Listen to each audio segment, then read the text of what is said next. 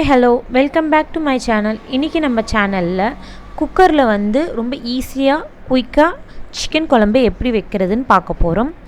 இந்த சிக்கன் குழம்பு வந்து பார்த்திங்கன்னா லஞ்சுக்காக இருக்கட்டும் இல்லை டிஃபனுக்காக இருக்கட்டும் ரொம்பவே சூட்டபுளாக இருக்கும். ஓகே, வாங்க வீடியோக்குள்ளே போகலாம். சிக்கன் குழம்புக்கு வந்து நான் 3 வெங்காயம் எடுத்திருக்கேன். அதே போல் வந்து தக்காளி பார்த்திங்கன்னா 1.5 தக்காளி சேர்த்துருக்கேன்.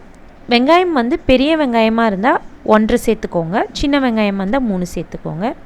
அதே போல் பார்த்தீங்கன்னா கறி குழம்புல எப்போவுமே வந்து தக்காளி வந்து ரொம்ப கம்மியாக தான் சேர்த்துக்கணும், இல்லைனா தக்காளியோட புளிப்புத்தன்மை குழம்புல நிறையா இருக்கும்.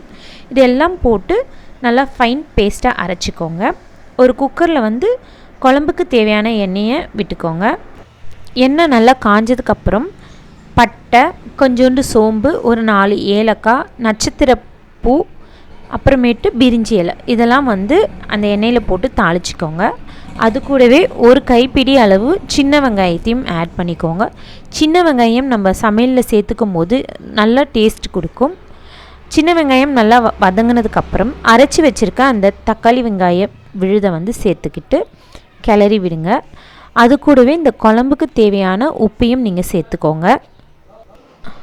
இதோட பச்சை வாசனை போனதுக்கப்புறம் நம்ம கழுவி வச்சுருக்க கறி துண்டை வந்து இதில் சேர்த்துக்கிறோம். இந்த கறி துண்டுங்களை வந்து நம்ம வதக்கி வச்சுருக்க அந்த தக்காளி வெங்காய பேஸ்ட்டோட வதக்கி ஒரு 2 நிமிஷம் விடுங்க. அதுக்கப்புறமேட்டு 1 டீஸ்பூன் வந்து கரம் மசாலா, 1/2 டீஸ்பூன் மஞ்சத்தூள், 3 டேபிள் ஸ்பூன் குழம்பு மிளகாத்தூள் சேர்த்துக்கோங்க. டீஸ்பூன் கிடையாது. அதே போல் 1.5 டீஸ்பூன் பியூர் மிளகாத்தூள் சேர்த்துக்கோங்க. ஏன்னா குழம்பு மிளகாத்தூளையும் பியூர் மிளகாத்தூளும் சேர்க்கும் போது கொஞ்சம் காரம் நல்லாயிருக்கும். அது கூடவே இந்த குழம்புக்கு தேவையான இஞ்சி பூண்டு பேஸ்ட்டும் சேர்த்துக்கோங்க. நம்ம போட்ட மசாலா அப்புறம் இஞ்சி பூண்டு பேஸ்ட்டை நல்லா வந்து அந்த கறி துண்டில் கலக்கிற மாதிரி நல்லா வதக்கி விடுங்க. வதக்கி விட்டுட்டு இந்த குழம்புக்கு தேவையான தண்ணியை வந்து நீங்கள் ஆட் பண்ணிக்கோங்க. எப்போவுமே பார்த்தீங்கன்னா டிஃபனுக்கு நம்ம கறி குழம்பு வைக்கிறதா இருந்தால் கொஞ்சம் தண்ணியாக வச்சா டிஃபனுக்கு நல்லா சூட் ஆகும். அதே சமயம் லஞ்சுக்கு நீங்கள் ரெடி பண்ணுறதா இருந்தால் கொஞ்சம் திக்காக இருக்கணும். கூடவே வந்து தேங்காயும் நீங்கள் அரைச்சி ஊற்றிக்கிட்டிங்கன்னா இன்னும் டேஸ்ட்டு நல்லாயிருக்கும். சாப்பாட்டுக்கு வந்து தேங்காய் அரைச்சி வச்சிங்கன்னா இன்னும் டேஸ்ட்டு நல்லாயிருக்கும். அந்த மசாலா வாசனை போனதுக்கப்புறம் குக்கர் மூடி போட்டு குக்கருக்கு ஒரு 3 விசில் விடுங்க. இல்லை உங்களோட கறிக்கு ஏற்ற மாதிரி விசில் விட்டுக்கோங்க. நான் 3 விசில் விட்டுட்டேன். விசில் அடங்கினதுக்கு அப்புறமேட்டு பார்த்தீங்கன்னா அந்த குழம்புல ஊற்றுற எண்ணெய் எல்லாம் நல்லா பிரிஞ்சு வந்திருக்கு. இந்த ஸ்டேஜில் வேணால் நீங்கள் தேங்காவை ஆட் பண்ணி கொதிக்க விட்டு அதுக்கப்புறமேட்டு கருவேப்பிலை, கொத்தமல்லி ஆட் பண்ணி ஒரு 1.5 ஸ்பூன் வந்து மிளகுத்தூள் ஆட் பண்ணிக்கோங்க. மிளகுத்தூள் ஆட் பண்ணும்போது இன்னும் டேஸ்ட்டும் காரமும் நல்லாயிருக்கும். அவ்வளோதாங்க.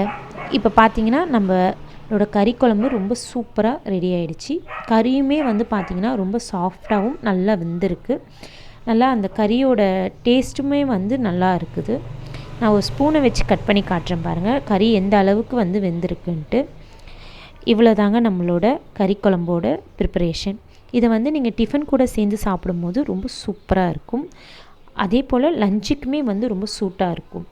ஓகே ஃப்ரெண்ட்ஸ், உங்களுக்கு இந்த வீடியோ பிடிச்சிருந்தால் கண்டிப்பாக என்னோடய வீடியோவுக்கு ஒரு லைக்கும் ஷேரும் பண்ணுங்கள். அதே மாதிரி என்னோடய சேனலை சப்ஸ்கிரைப் பண்ணாதவங்க கண்டிப்பாக சப்ஸ்கிரைப் பண்ணுங்கள். உங்களோட சப்போர்ட்டை எனக்கு கொடுங்க. தேங்க்யூ ஃபார் வாட்சிங்.